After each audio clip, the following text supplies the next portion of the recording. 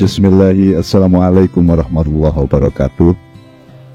Alhamdulillah wa syukurillah waska sholati wa salami wa sholatana wa salamana jami'an li rasulillah li syafi'ina li rasulillah li nabiyillah wali syifa'una jami'an Muhammad sallallahu alaihi wasallam. Amma ba'du. Saya mohon maaf dulu. A'udzubillahi minasyaitonirrajim. Qul in dalaltu fa innama adillu ala nafsi wa in tadaitu fa bima yuhiya ilayya rabbi. Kalau yang saya omongkan nanti benar, berarti Allah yang bikin. Kalau ngomongnya ngaco, berarti itu dari saya. Jadi saya mohon maaf dulu, tapi saya harap yang kedua tidak pernah terjadi. Kedua, saya ini Pak Ari, semua ya saya tidak bisa menyebut satu persatu karena saya itu pokoknya semua pejabat, semua pengasuh, semua pengayom pendidikan di Rancamaya, baik di Rancamaya sendiri maupun di Kabupaten Bogor, Jawa Barat, dan pokoknya semuanya saya sebut secara umum karena saya ini lemah ingatan. Saya punya penyakit lemah ingatan. Tapi bukan edan lah, bukan gila ya. Tapi lemah ingatan. Jadi saya tuh nggak bisa hifdzul Quran, nggak mungkin bisa saya karena saya tuh lemah ingatan. Maka saya nggak mungkin apal nama-nama bapak-bapak. Tapi pokoknya I love you all aja. I love you all, I love you full lah gitu ya. Saya itu Pak Ari, saya takjub lah. Hari ini saya tuh gembira, bersyukur, takjub. Jadi saya tidak akan beri pesan apa-apa kecuali mengajak bersyukuri kepada anak-anak saya yang wisudawan SMP SMA maupun para orang tua yang hadir. Nah, bersyukur apa? Saya daftari tadi, bersyukurnya banyak sekali. Dan Allah berfirman, wa in ta'uddu nikmatallahi la tuhsuha. Jadi kalau dihitung-hitung, syukur kita itu tidak habis-habis gitu kan. Anda alhamdulillah punya orang tua itu. Kalau bukan orang tua itu belum tentu Anda di sini. Jadi kita bersyukur punya orang tua yang itu. Jadi itu kadang-kadang kita nggak ingat. Kalau orang tuamu bukan yang bapak ibu yang sekarang, mungkin nggak ke Rancamaya Anda. Jadi ada banyak sekali yang kita syukuri. Nggak bisa kita hitung. Apalagi ada wisuda. Wisuda itu kan sekarang Pak, sekitar 10 tahun terakhir ada wisuda SMP SMA ya. Zaman mbahmu biyen gak ono rek. Saya ini termasuk generasi dinosaurus lah. Anda Gen Z. Ada wisuda. Kita, aku ngertinya wis udo. Wis itu sudah, udo itu telanjang. Gitu.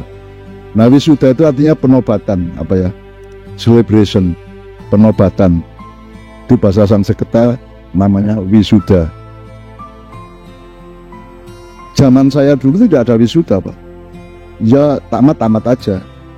Apalagi yang saya takjub itu dikata ajib kalau pelengkap pendidikan namanya orang yang takjub, orang yang dibikin kagum namanya makjub, kemudian apa namanya perasaannya itu takjub dari kata ajib, kemudian jamaknya ajaib, dan bahasa Indonesianya menjadi ajaib gitu ya. Jadi saya takjub sama daftar prestasi tadi Pak. SMP SMA juara 1, medali emas, terus macam-macam lah, honorary mention dan seterusnya. Jadi saya terus berpikir kalau gitu Anda jangan minta saya nasihati apa-apa. Sebab saya belum pernah mengalami prestasi seperti itu. Jadi kalau Anda ingin anak-anakku kepingin saya kasih pesan satu saja, pelajarilah hidup saya, kemudian putuskan jangan sampai meniru saya. Itu aja nasihat saya, sebab saya tidak pernah mencapai prestasi. Jadi saya itu prestasi saya di sekolah itu hanya berkelahi lawan guru, dikeluarkan. Terus SD Pak ya. Terus saya pindah sekolah SD. Bentar lagi saya protes guru, saya kencing di bangku. Kenapa kencing? Karena saya datang telat dihukum, tapi kalau guru telat tidak dihukum. Saya marah, saya protes, terus saya dihukum berdiri di atas bangku. Nah hukumnya tidak pakai maintenance berpikir hukum. Kalau sepanjang pelajaran saya berdiri di atas bangku, di atas meja gitu, tapi guru tidak mikir ini kalau anak pengen BO piye, tidak diurus itu. Makanya ketika saya berdiri di hukum, Terus saya pengen kencing, aku ngoyo ngono, saya kencing gitu aja. Kemudian saya dikeluarkan dari sekolah. Kemudian saya pindah sekolah SD di Gontor. Kemudian masuk ke pesantren dan 2,5 tahun saya diusir. Diusir dalam arti yang sebenarnya, dalam arti literary diusir, matrut ya bahasa Arabnya. Kemudian saya masuk Jogja, SMP Tampungan, kemudian masuk SMA. Di SMA saya keluar, masuk lagi. Kemudian saya lulus karena alasan keamanan. Jadi guru-guru rapat, pokoknya Ainun ini diluluskan saja daripada ganggu kita setahun lagi. Jadi saya tuh tidak punya prestasi akademis sedikit pun, dan saya sudah bilang sama Pak Ari, not even one satu prestasi pun tidak punya saya. Jadi saya kimia saya dapat 3,5 Pak. Kimia, jadi saya goniometri, kimia organik, anorganik, semua pokoknya matematika itu saya tuh IPA, tapi nilainya rendah semua, jauh di bawah 4 semua, tidak hanya di bawah 5 Pak, di bawah 4 semua. Jadi saya takjub pada teman-teman saya yang bisa nggarap ujian. Wah, kalau mekanika ono gambar ngene-ngene, nek fisika ono macam-macam lah. Dia lupa bahwa saya itu dinosaurus yang digambar itu saya kan gitu. Dan saya itu tidak lulus secara akademis, saya hanya diluluskan demi pertimbangan keamanan sekolah, daripada saya ngadu lagi, daripada saya membantah guru tiap hari. Saya gondrong, dipotong sininya dipotong, terus saya pulang sini saya potong, karena gurunya motong sebelah kanan dok, yang kiri tak potong di rumah. Terus saya masuk tetap gondrong. Lu kok masih gondrong? Saya kan dipotong, kan sudah dipotong kemarin, berarti kan sudah dihukum. Jadi saya tetap gini, cuman saya seimbangkan supaya sinkron, ini dipotong, sini juga saya potong. Terus saya dilarang masuk kelas. Aku dilarang masuk kelas, aku kok dilarang masuk kelas. Oke, tidak apa-apa, tapi saya berdiri di pintu kelas. Jadi saya tidak boleh masuk kelas karena melanggar. Terus saya berdiri di pintu kelas. Jadi guru tak tersawang ini, pas pelajaran tak pendek ingin apa. Ayo, saya sepanjang pelajaran saya duduk di situ, saya berdiri di pintu itu sambil memperhatikan, dan gurunya salah tingkah saya pandangi terus. Jadi saya tuh pokoknya jangan ditiru. Hidup di dunia ini pedoman sederhana, jangan niru Mbah Nun, jangan tiru jejaknya dia, karena saya itu tidak punya prestasi akademis, sopan santun saya rendah pada waktu itu, karena saya guru di Gontor itu saya telorong dengan dengan kaki Pak, karena saya menjumpai dia agak kurang berakhlak kepada saya. Menurut saya, meskipun itu ternyata mungkin tidak benar, tapi menurut saya dia tidak berakhlak kepada saya. Tak parani Pak, kelas tak leboni. Terus saya lari dari jarak 50 meter, terus kaki saya kena kepalanya, diusir saya Pak. Mudah-mudahan Rancamaya tidak mengalami seperti itu. Makanya jangan sampai ada murid Rancamaya yang menteladani saya, karena saya sama sekali bukan teladan yang baik. Oke. Teman sekalian, karena hidup ini gini, kalau sekarang kita bersyukurnya kan banyak sekali. Anda bisa punya orang tua yang menyekolahkan Anda, bahkan Anda punya orang tua yang menyekolahkan Anda dengan milih di Rancamaya. Itu something very different. Nanti di akhir yang bisa saya omongkan, saya ingin Anda semua yang sambil Anda sudah tamat dari Rancamaya, Anda belajar. Rancamaya itu part of very big movement in the world, dan saya tidak pernah menyangka bahwa Rancamaya akan bisa sebesar ini. Dan saya kagum sama Anda, Pak Ari, kamu semua guru, sama semua yayasannya, dan semuanya saya kagum, karena Rancamaya ini dalam waktu 6 tahun sudah menjadi sekolah terbaik di Bogor, dan mungkin Jawa Barat, dan mungkin nasional, dan pasti akan nasional. Karena saya tahu ini kurikulum sekolah itu kan sama dengan kurikulum hidupnya manusia. Ya, gini, kalau kita pakai Al-Fatihah doa aja ya. Al-Fatihah itu pokoknya yang nama, kan ada idin, jadi setelah gini, Bismillahirrahmanirrahim, sampai titik tengahnya adalah iya karena butuh iya karena nasta'in. Pokoknya kita teguhkan bahwa saya hanya menyembah Allah dan hanya minta tolong kepada Allah. Kalau kita sudah bersumpah itu, maka Allah membuka jalan ihdinas shiratal mustaqim, begitu kan. Nah, salah satu tahap ihdinas shiratal mustaqim itu memasukkan anak kita ke Rancamaya. Karena nanti setelah shiratal mustaqim kita tempuh, ihdinas shiratal mustaqim kita tempuh, ada dua kemungkinan. An'amta alaihim, anak kita an'amta alaihim, atau al-maghdubi alaihim waladhdallin. Jadi anak kita di Rancamaya itu dididik untuk an'amta alaihim, supaya hidupnya nikmat, bisa menikmati hidup, bisa menyebarkan kenikmatan, bisa bersedekah sebanyak mungkin, akan menjadi pejabat tinggi, akan menjadi pengusaha kaya, akan menjadi manusia yang bermanfaat. Saya sarankan anak-anak harus kaya, supaya zakatmu besar, supaya sedekahmu luas. Jangan sampai Anda menjadi pengemis, dan jangan halangi siapapun menjadi pengemis. Jangan biarkan siapa-siapa minta-minta. Jadi intinya Pak Ari dan teman-teman dan anak-anak sekalian, Anda ini sedang dididik untuk menjadi manusia yang bisa mengucapkan an'amta alaihim, bukan manusia yang maghdubi alaihim atau zalim yang gitu kan. Itu kalau pakai ini. Sekarang kalau agak kita breakdown agak lebih rendah gitu ya. Manusia itu kan cuma punya 4 urusan. Dan dari situlah kurikulum diambil. 1, hubunganmu sama Allah mesti beres. Jangan sampai punya perkara sama Tuhan. Betul enggak? Itu 1. Itu nanti bisa jadi mata kuliah akidah, bisa jadi mata kuliah syariah, mata kuliah usuluddin atau apapun. Termasuk kalau saya itu fisika, MIPA, ilmu-ilmu murni, biologi, segala macam, itu termasuk yang pertama. Kita harus mengerti hutan. Dan kita harus berterima kasih kepada yang menciptakan hutan. Kita harus beres urusan kita kepada pencipta hutan.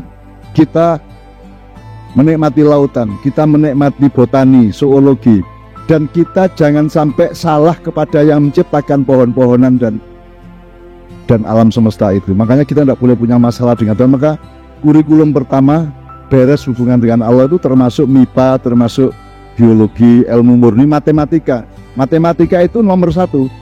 Itu yang urusan dengan Tuhan itu nomor 1 matematika, yaitu hisab namanya. Jadi pelajaran matematika di madrasah namanya hisab, Pak. Nah, kita ini urusannya sama Allah cuma hisab, dok. Kita ini dihisab sama Allah. Sekarang juga, tidak perlu besok-besok gitu loh. Jadi matematika itu termasuk kurikulum pertama. Nah, kurikulum kedua adalah beres dengan manusia dan alam. Anda beres urusannya di situ, nanti ada akhlak, ada silaturahmi, ada sosial politik, hubungan sosial, kebudayaan, tata krama, beberayaan segala macam di situ di kurikulum kedua. Nah, kurikulum ketiga adalah fadilah. Anda dirancang ayah anak-anakku itu dituntun oleh guru-guru untuk supaya Anda menemukan siapa kamu, bakatmu apa dari Allah, fadilah yang kamu terima dari Allah itu apa. Kamu matematik, atau kamu itu kimia, apa kamu itu kamu itu ilmu sosial, atau pokoknya temukan fadilahmu masing-masing dan Rancamaya menemanimu untuk menyirami fadilah atau bakat dari Allah itu. Kalau Anda ternyata menemukan dirimu ikan, jangan ikut olimpiade terbang. Kalau Anda adalah burung, ternyata jangan ikut olimpiade berenang, kan begitu kan. Nah, ini sudah ada juara-juara tadi, Pak. Itu berarti Rancamaya sudah berhasil mengidentifikasi siapa engkau, siapa Anda. Anda dikasih bakat apa oleh Allah. Itulah gunanya sekolahan. Itu kurikulum ketiga. Kurikulum keempat, bahasa saja. Jadi ada Anda misalnya bakat masak, pokoknya bikin restoran, jadi cook segala macam. Terus yang Anda butuhkan bahasa Mandarin, itu sudah belajar bahasa Mandarin. Jadi bahasa itu hanya alat bantu dari tiga pasal kurikulum tadi. Nah, yang penting di SMA Rancamaya ini ditemukan betul Anda ini cocoknya apa. Jadi dari guru-guru mesti ikut merundingkan anak-anak nanti kuliahnya di mana. Kamu menunjukkan di mana, harus ada diskusi intensif dengan para murid supaya mereka tidak salah. Jangan kayak saya. Saya itu kan kuliahnya juga kesasar gitu loh. Saya masuk fakultas ekonomi. Terus saya ikut pelajaran di UGM ya, saya fakultas ekonomi, dan saya ikut pelajaran kedua, saya sudah meyakini bahwa pasti saya nggak bisa. Maka ujian pertama, semester pertama saya 5 menit saya sudah berdiri dan saya serahkan hasil garapan ujian saya ke dosen. Lu kok sudah selesai, kok cepet? Saya tidak akan bisa, Pak. Modar soal itu. Udah saya keluar aja. Nah, kemudian saya mengalami kekeliruan, Pak Ari. Karena saya gagal, merasa tidak mampu, nggak ngerti accounting, nggak ngerti hitung dagang, nggak ngerti akuntansi, nggak ngerti macam-macam ya. Saya kemudian hidup saya keliru karena saya merasa saya bukanlah pelaku ekonomi. That's my fault, that's my mistake. Saya kemudian tidak pernah men-set up diri saya sebagai pelaku ekonomi. Padahal saya kan kawin, saya punya anak, saya harus menyekolahkan, saya harus memberi nafkah keluarga. Tapi saya diam-diam merasa bahwa saya bukan pelaku ekonomi. Itu kesalahan saya. Saya hanya pelaku nilai. Nah, Anda sekarang harus menentukan. Setiap orang itu harus menjadi pengusaha. Itu kesimpulan saya setelah umur 70. Setiap orang harus pengusaha. Semua orang itu kan pengusaha. Cuman kata pengusaha diambil oleh orang ekonomi tok gitu kan. Bahkan pengemis ya pengusaha. Anda cari ikan di sungai ya pengusaha. Semua orang itu berusaha, maka semua orang itu pengusaha. Cuman kata pengusaha diambil alih atau direkrut, dimonopoli oleh wilayah ekonomi. Sama dengan bisnis. Bisnis, everything is business kan. You are busy every day and night kan. Maka you do business every time, every second, every minute gitu. Maka Anda itu bisnismen. Tapi kata bisnis itu sudah diambil oleh ekonomi. Jadi Anda sholat kan sibuk toh Mbak, Bapak. Jadi nyun sewu itu saya agak berkepanjangan soal ini supaya Anda nanti setelah Anda keluar Rancamaya, Anda sudah dipandu oleh guru-guru Rancamaya, oleh pembimbing bahwa Anda cocoknya masuk sana. Terus Anda kerja keras. Kerja keras itu bahasa Arabnya amal soleh. Amal itu mengerjakan sesuatu. Dan kalau kita mengerjakan sesuatu ya gak oleh lembek-lembek, gak oleh keliat-keliat, harus kerja keras, maksimal. Itu namanya amal soleh. Soleh adalah memperbaiki keadaan. Jadi mengerjakan segala sesuatu yang sifatnya memperbaiki. Itu namanya soleh. Soleh itu mencari jalan keluar, memperbaiki sesuatu. Anda memperbaiki dirimu, memperbaiki keluarga, memperbaiki masyarakat, negara, dan seterusnya. Jadi Anda beramal soleh itu artinya Anda bekerja keras untuk memperbaiki keadaan. Apa saja. Nah, tinggal Anda menentukan di wilayah apa. Kerja keras Anda di wilayah apa. Terus kita bersama-sama berkumpul untuk memperbaiki negara, memperbaiki. Suatu hari kita akan berubah. Dan Anda tidak akan pernah menyangka bahwa perubahan yang akan kita alami beberapa tahun lagi itu dahsyat. Dan Anda tidak pernah berpikir soal itu. Makanya serius saya ingin mengatakan pada Anda bahwa menemukan fadilah masing-masing itu sangat penting. Karena ada orang yang sampai tuanya salah arah. Kayak saya ini. Aku kudunya kan pengusaha. Seharusnya kalau berat saya itu bagian dari 9 naga.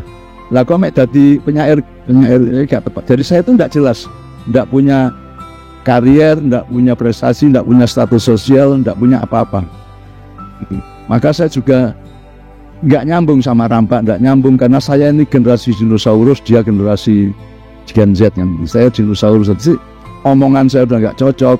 Jadi saya sudah kuno lah, sudah old generation gitu. Jadi bapak-bapak sekalian, saya mohon bapak ibu mendorong anak-anak untuk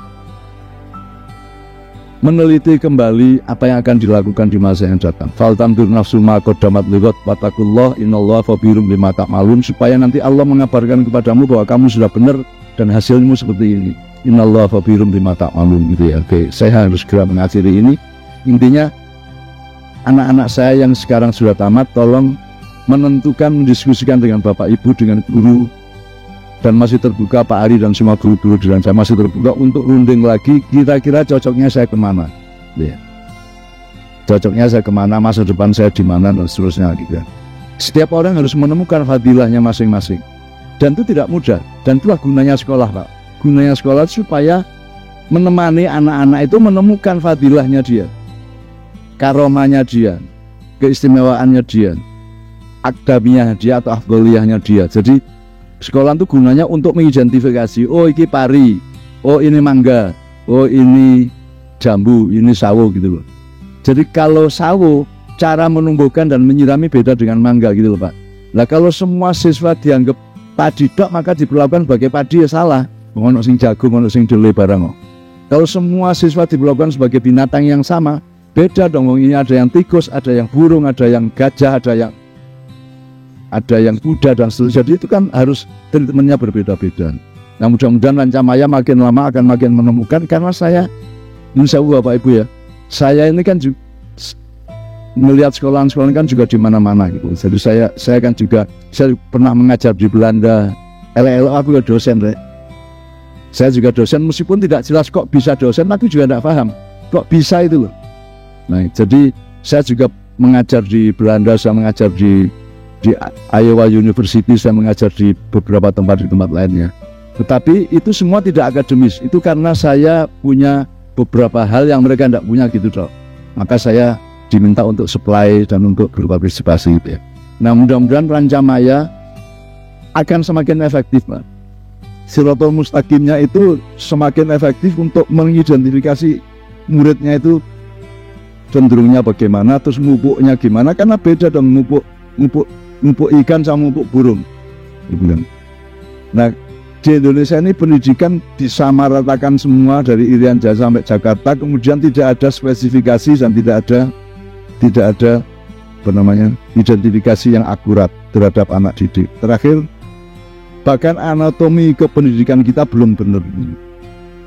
Jadi apa sih yang kepala kependidikan itu apa? Ibarat badan manusia, kepalanya itu apa? Mata pelajaran apa yang kepala? Mata pelajaran apa yang dada dan hati? Mata pelajaran apa yang kolbun, yang fuadun, yang dhaukun misalnya, yang aklun, wa fikrun, yang mana? Terus yang mana tangan, yang mana kaki? Ini semua campur aduk. Pokoknya ada universitas, terus ada fakultas-fakultas. Jadi tangan disamaratakan dengan kaki, disamaratakan dengan akal, dengan hati. Padahal tidak pernah ada sarjana fakultas seluruh dunia. Tidak ada sarjana universitas. Tidak ada sarjana universitas, satu pun tidak ada. Yang ada sarjana fakultas kedokteran, fakultas psikologi, tidak ada sarjana universitas. Berarti anatomi kependidikan, filosofi pendidikan mereka memang salah, karena mereka tidak memproduksi manusia utuh. Mereka memproduksi orang-orang fakultatif, orang-orang jurusan. Itu pun keliru. Sekarang kalau jari sama tangan, yang jurusan yang mana, Pak? Jari apa tangannya? Yang mana jalur, yang mana lajur kalau jalan tol gitu ya. Kan jari ini bagian dari tangan, bukan tangan bagian dari jari. Yang dalam pendidikan kita banyak sekali silang sengkarut seperti itu. Saya tidak mengkritik siapa, tapi saya punya teori, saya punya bagan, saya punya outline dari semua itu, dan saya siap diskusi kapan saja, yang serius, akademis, karena saya justru karena tidak sekolah, saya sangat hati-hati secara akademis dan secara ilmu. Jadi anak-anakku sekalian, selamat. Anda sekarang terakhir sekali, Anda harus jadi pejuang. You are mujahidin, bukan pasukan mujahidin yang lawan Israel. Yang mujahid itu artinya Anda pejuang, Anda harus fighter. Anda sudah tahu Shirathul Mustaqimmu ke sana, kamu berlari cepat, kamu bekerja keras untuk menuju Shirathul Mustaqim tadi itu Pak Aryan. Nah, tentukan Shirathul Mustaqim. Shirathul Mustaqim itu bukan jalan lurus. Gak ono jalan lurus. Dari Bogor ke Jakarta ya menggok-menggok, munggah mudun ya. Tidak mungkin ada jalan lurus itu. Arah yang lurus. Sirat itu jalan, tapi konteksnya adalah arah. Oh, saya ke sana. Oh, saya ke sana. Yang lurus itu arahnya, bukan jalannya. Jadi Shirathul Mustaqim itu ada yang mengartikan jalan yang lurus, yang umum ya. Ada yang mengartikan jalannya orang yang menegakkan nilai. Mustaqim itu subjek atau fa'il dari istaqoma yastaqimu, istiqomatan mustaqim, subjeknya atau fa'ilnya gitu ya. Nah, mudah-mudahan Bapak-Bapak sekalian oleh Allah diletakkan bersama anak-anaknya di tempat yang nanti akan mendapatkan nikmatan dari Allah di masa yang depan, karena secara teoritis kita ini akan mengalami banyak hal yang menyusahkan. Kalau kita melihat gambar besar dari bagaimana Allah memperlakukan hamba-hambanya ya. Tapi saya yakin anak-anak Rancamaya, insya Allah mereka semua adalah orang yang Allah meletakkannya di tempat yang memang berkah dan mendapat keselamatan dari Allah dan mendapat kenikmatan dari Allah. Amin ya rabbal alamin. Itu ya saya akhiri, saya mohon maaf atas kepanjangannya omongan saya, tapi saya sampai gugup-gugup. Orang yang gugup itu karena cinta. Kalau saya tidak gugup, kalau saya tidak cinta, saya tidak gugup. Karena saya cinta, karena saya dekat dengan sekolah-sekolah seperti Rancamaya di Jogja, di Ungaran gitu, di Jakarta, di mana di Sragen.